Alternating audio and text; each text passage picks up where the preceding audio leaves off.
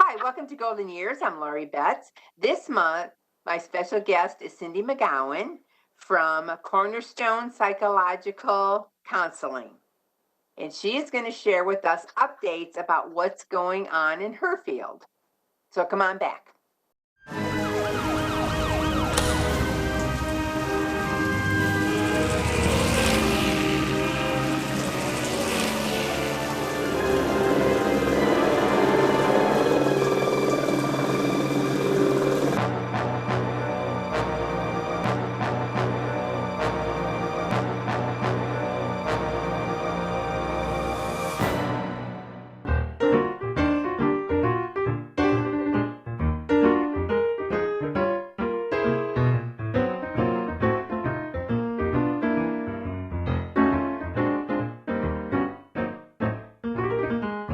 Welcome back to Golden Years. I'm Lori, and my guest this month is Cindy McGowan, and she is from Cornerstone, and she is going to give us her experiences of what happened in the pandemic of 2020.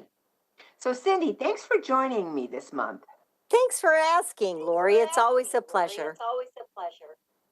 I know when we get together, we just talk about everything and every organization and everything that we can help with the seniors. Yeah, So for I sure. really enjoy having you on my show. Thank you. And you were doing a lot of programs for the seniors before all of this hit. I was, right? So what?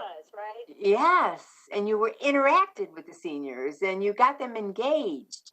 So when 2020 came and the world got shut down, what happened at Cornerstone that you guys had to get your heads together to try to get a game plan together to help our seniors? Well, it's hard to believe at this point that it was just about a year ago that a couple of us started to get prepared for what are we going to do if COVID comes here and they shut everything down, because we were hearing about China. Several of us just started looking into how to offer telehealth, like counseling over the computer. And we started some training, and that was in mid-February.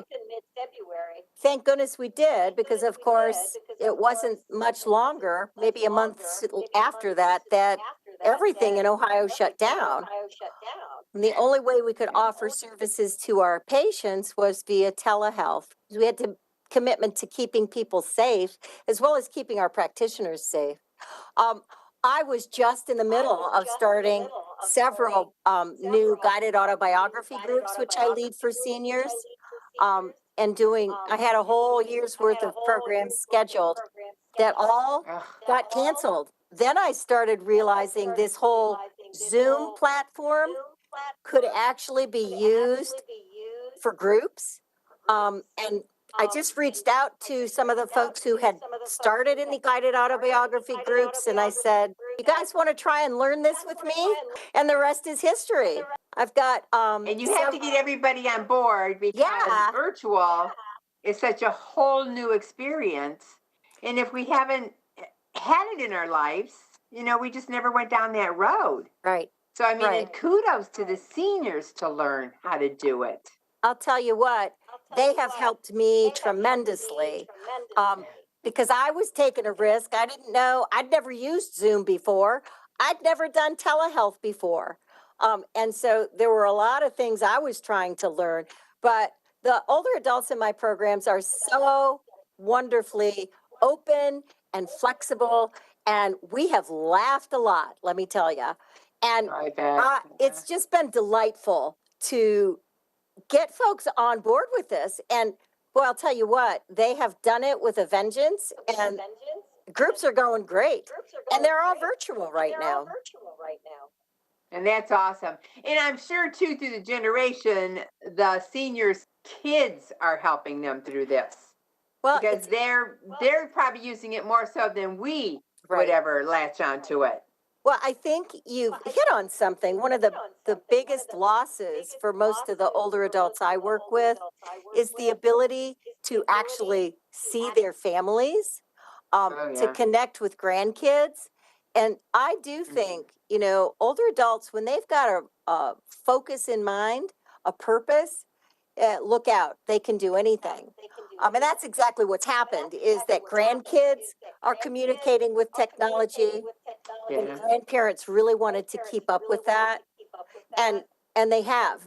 Most of my older adults do some kind of a FaceTime meeting or a Zoom meeting, and they've gotten very Yeah. familiar with using it to connect with grandchildren and their adult children. And when this first happened, because I remember about around Easter time, people just weren't getting together. Right. So what they did would, like, if they had 3 or 4 different families, they would tell them, okay, we're going to Zoom our Yes. Easter dinner. Yes. And this way you get to see the greats, you get to see the grandchildren, the Mhm. nieces and nephews. You're all getting together, just not in person like we're Right. so used to. Right. But you have to accept the life the way it is at that time. Right. And hopefully it's all temporary. Yes. Hopefully it is all temporary. And then even with the closing of the nursing homes visits Yeah. and assisted living, I know a lot of the seniors there were taught with the help of the employees how to Zoom with their loved Yes. ones. Right. And I So just that they could kudos to still, them. I just yeah. So they yeah, need because you that had that contact. communication. Yeah. Yes. Oh yeah. Okay, so what was one of the big issues? Like, okay, so if the senior didn't want to go down the road with virtual, I know there's a telephone. Mm-hmm. Um, but and some seniors probably, if you're hard of hearing, you have a hard Mm-hmm. time communicating with people Right. on the phone. Yes. So what do the seniors do? Do they just like walk away and they just don't get to talk to their family, or? Well, you know what? We have great office for older adults in our county. I just can't say enough about how supportive they've been in Mhm. helping me to offer these programs. Um, I know that both in Medina and Wadsworth, they did some training programs to help people learn how to get on to a Zoom call, how to use it, um, and how to get everything working so they could connect with family members. And I know they've done several of those kinds of things. But the library had some programs too to get them on Yes. board. But I think that in certain cases they even had a small grant that enabled them to provide devices so that if an older adult didn't have the right kind of technological smartphone or an iPad, they Yeah. were able to provide them with a device and help them learn how to use that to stay connected with family. Did you put your autobiographies then on hold for? Well, what I've done is I keep emails for everybody who's been in my groups before. um, I did outreach to people and said, listen, I've got the technology if you want to do this program. And so in Wadsworth, I'm now on my second guided autobiography group, and we've planned a third one to start in Oh. April. And I have a group of alumni, folks who've taken the class before and just want to come together and keep writing. And they've been meeting every week since early May, which is Oh super. wow. And then That's awesome. the Office for Older Adults asked if we could start something just to bring people together in a way to help them maintain connections and not feel so isolated. And so Keep them engaged. yeah, and around May we did the same thing. We started Make Me Happy Hour, which is a weekly Oh, program. Oh my gosh, we have so much fun. Today, what is that? Tell me about that. so Make Me Happy Hour is a time for anybody, and you know, one of the cool things about COVID is that it eliminates barriers. Because in a virtual platform, you can be in Brunswick or Medina or West Salem or Wadsworth or Doylestown, and you can all come together. And that's what's kind of happened with the Make Me Happy Hour. People from And you could all be in your over. jammy bottoms too. That's right. And who We would know? do we do karaoke once a month. Uh, it's so much fun, Lori. Oh my gosh, I have an app that I can play over Zoom that takes you through. You're just like sitting in a real karaoke. You can see the words and hear the music and sing along. We have we have lots of creative talent in our group. So the first Friday of the month is always show and tell. And we just sit around and hear what each other is up to, what projects they've been working on. Today we played categories. I've done virtual scavenger hunts. We have guest speakers. I've had yoga and meditation a couple of times. We've had Perry Lewandowski has come and spoken to our group about how to stay safe wow. from scams. So it's just anything that is uplifting and positive and an opportunity to come together and learn something and share something and meet other people. So how many viewers do you have joining you? Today we had 18. Oh, okay. So that's been the That is- average group, really. It's grown substantially since that first group, but it's really fun. We're having a good time. And anybody is welcome to come. If they're interested in Make Me Happy Hour, Lori, they can just send me an email and I will add them to my invitation list because I send an invitation out every week with the Okay. Zoom link so that they can just access the link Friday at 11. We've had a paint pour class. I mean, we're open to any different kind of activity that you can both watch and participate in from your very own home. I'm sure there's many, many seniors out there. I'm sure depression is really going high, the percentage. Yeah, the way I've put it is that if you already struggled with anxiety and depression, COVID probably made it worse. And if you've never struggled with it, you probably have experienced some of it throughout all of the changes within the past year. It's just been such a hard time for people because, when we're faced with a situation where we don't really understand it, and we don't know don't what to understand expect. it. Yeah, that's Yeah. really hard. It's hard for people, and there's not a definite end in sight. So really makes us have to kind of just stay in the present moment, try to not get too far ahead of ourselves, just do what we do for today and have some hope for tomorrow. Mm-hmm. And look And for be the light glad at the end of the tunnel. right, and be glad that, in such a short period of time, we have a ready available vaccine. We're just going to have to be patient, right? Exactly. Exactly. Yeah. And since so many people are educated now with the virtual, and like you said, if there's so many avenues that they could go and investigate, I know people have their televisions, but I know they get tired of just, watching the same old.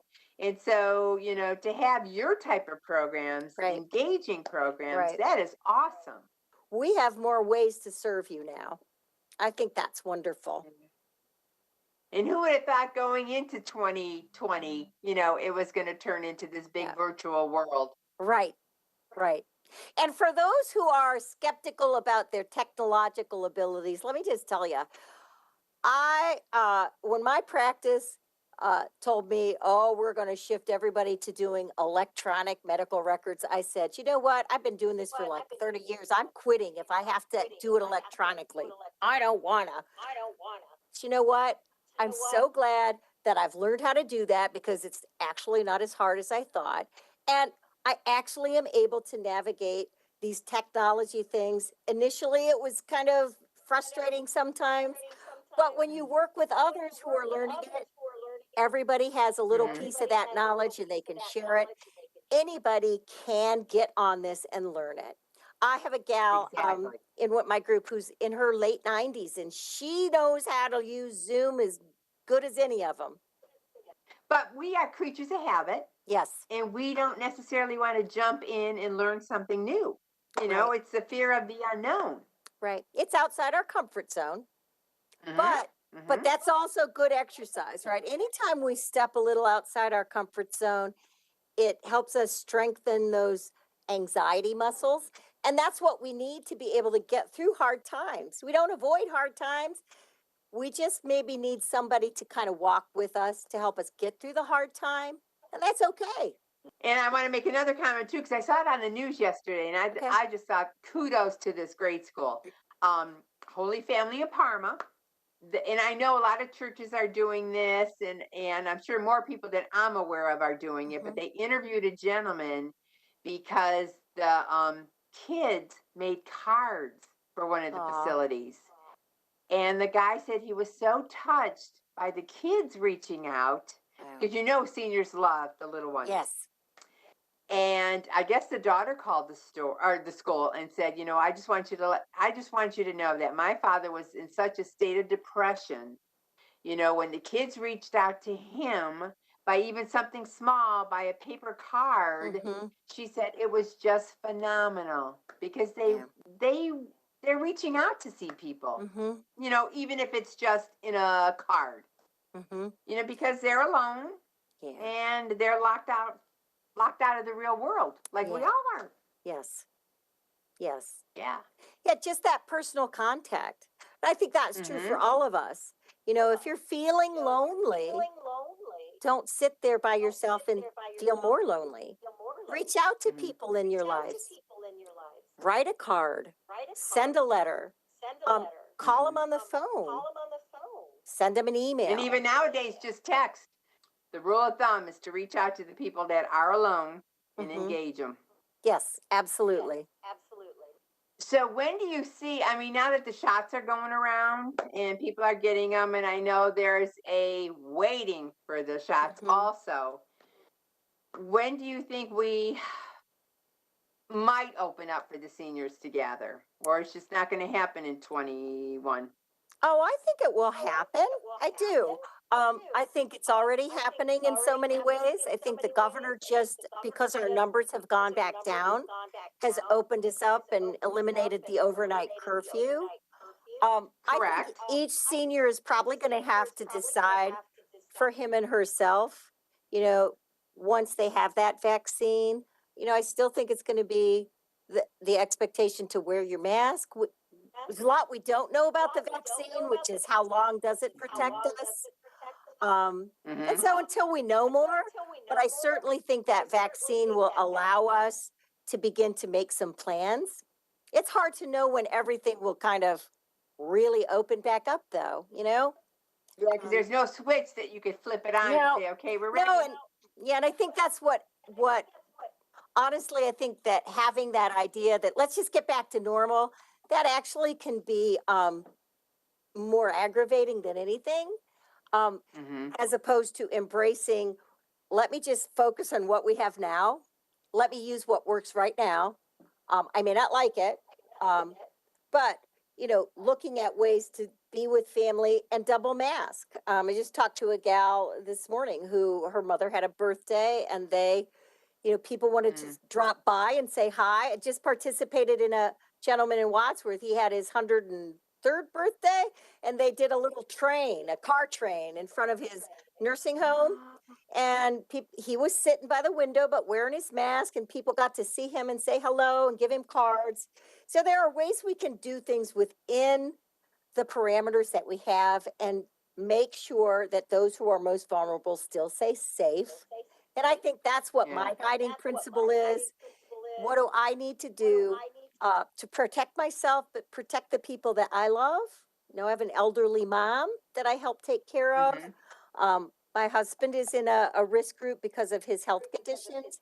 So I don't want to bring something home. So I practice, I wash my hands, don't touch your face, social distance, wear a mask. And I Yeah. probably will be doing that for a long time, until we have more information. And that's okay. It is what it is. Find ways to connect right now that are going to still be safe for you. Have you played any of these senior bingo games that they're doing in the cars? I have not, but I think that's a great idea. Sounds so fun. It's like going to the drive in. Yeah. Yeah. Laura was telling us from the Office of Older Adults, she was telling us about it. And it sounds pretty neat. It does sound fun. Right, because again, you still get to see people, right? You Mm-hmm. can wave at them, see your friends in their cars while you're out playing. Mm-hmm. Yeah, definitely. And another thing I think is really it's amazing how, what do I want to say? Companies got together to help like the churches to be able to have Zoom, the services, the masses, so many Right. prayer groups.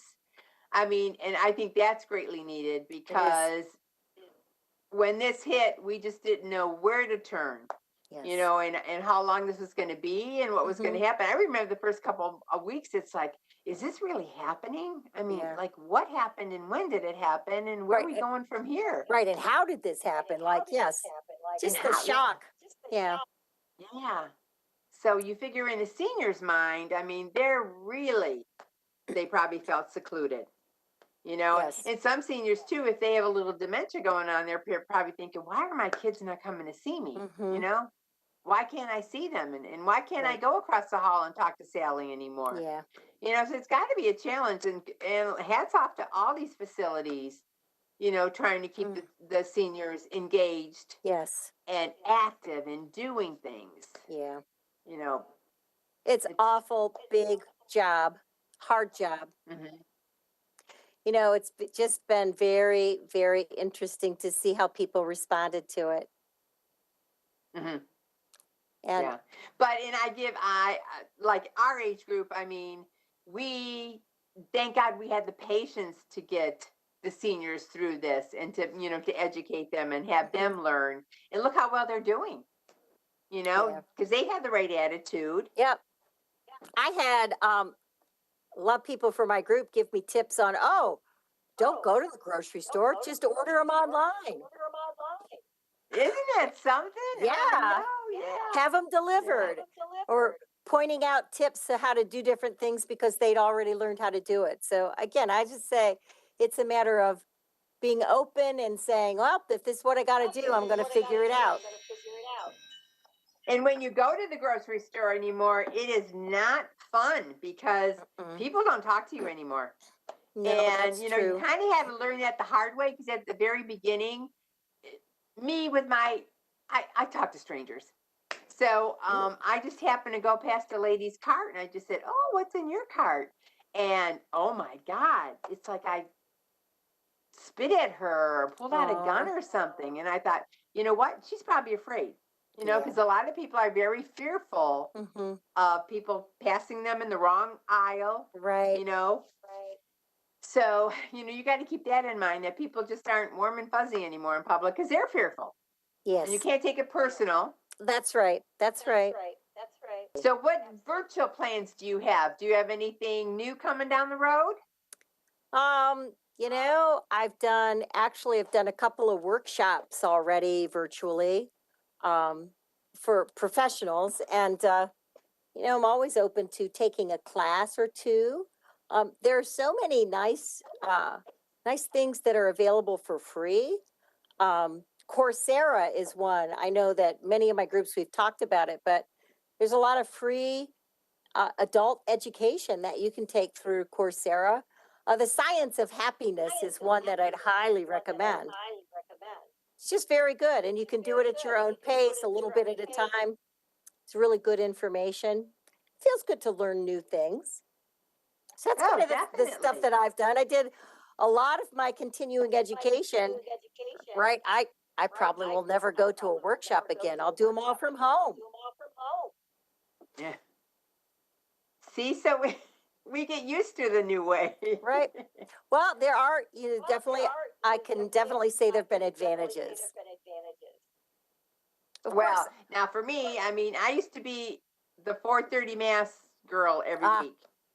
And then you get out of that comfort zone, and then now I watch it from home on Saturdays. I do it virtually, and then I'll go to mass like on a Friday morning when there's not as many people in the church. Yeah, okay.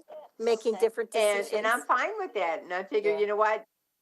If God knows that I'm there, whether it's virtually or in the pew, that's good for me. That's right. Well, I know that that's a change that I've enjoyed actually is having my church service on a Zoom platform or Facebook Live because now I watch it with my mom. Oh yeah, that's nice. Yes. Yeah. And that, usually we would be in church and she didn't care to go, but she's enjoying being able to watch it from home. Yeah. And then when you're watching it on your in the computer and the tablet, like you're right there with the priest. Yes. You Yeah. know, you're not sitting, you know, in the back Oh, of the yeah. church in a pew far away. Yeah. It's like up close and personal. Yes, it is. It's very nice. So what would you like to leave with my viewers? I would like to encourage everybody, recognize if you're feeling down for days at a time, that's you need to get out and you need to talk to somebody. If you're worried that you might be depressed or really more anxious than it's keeping you awake at night, talk to your doctor, um, and talk to your support people. And if you don't feel like you have any, counseling's always an option. But there are so many resources in our community for serving the older adult population. You know, go to the Medina County Office for Older Adults website and look at all of the different programs they're offering. Go to Suprema in Wadsworth to their website because they have everything is virtual there, and they've just the cooking classes and money classes and people to help with taxes. So there are just a tremendous amount of programs. But for sure, reach out. If you're feeling lonely and afraid, don't do it alone. Yeah. And even if someone offers to bring you groceries, let them come in Yeah. and do that, because this way you're making, my sister made it, my 75-year-old sister, she had, I think through the church, she had a lady come and start shopping for her. And now it's a friendship. Yes. So her friend says, okay, what else can I do for you? You know, if you need something done, just ask me and Yeah. I'll make sure it happens. Right. You know, my sister keeps saying, I don't want to bother you. I don't want to bother you. But she says, please, I'm here to help you. I'm out. That's why I'll she's do whatever there. you want me to. Yeah. Yes, yes. So don't be afraid to do the ask. Absolutely. And that's the biggest barrier for people is this idea, I don't want to bother anybody or I don't want to be a burden. What I always say to those folks is think about the times that you have helped someone else and the good feeling that you get from helping. When you deny another person the opportunity to give back to you, you are actually robbing them of the opportunity to have that good feeling. So spread that stuff around. Give somebody the opportunity to feel good by letting them do something for you. And it's a warm and fuzzy feeling you get in return. That's for right. doing that gesture, that kind gesture for someone. That's right. I'm looking forward to when retiring comes. I'm looking forward to getting out and volunteering again. Because I used to do a lot of it, and then with the mom issues, you know, I put everything on hold. Yeah. But I do miss that because Yes. it just feels you get so much out of it because you're helping so many different people. Yeah. Yes, you are. And it does. It feels great. So, it does. Well, thank you for joining me this month. Thank And you, good Lori. for you. I'll have to jump online and see one of your programs. You will have to do that because we have a lot of fun. I bet you do. And look who the leader is. So thank you for joining us this month on Golden Years. I hope you picked up some tips. Virtual and Zoom, I mean, it's not as hard as it seems. You know, as long as you do it a couple times, you'll be able to figure out how to do it. And look at the fun you could have with Cindy and all her friends. Yes. That's right. Well, have a good month, and we'll see you next time. Thanks for watching.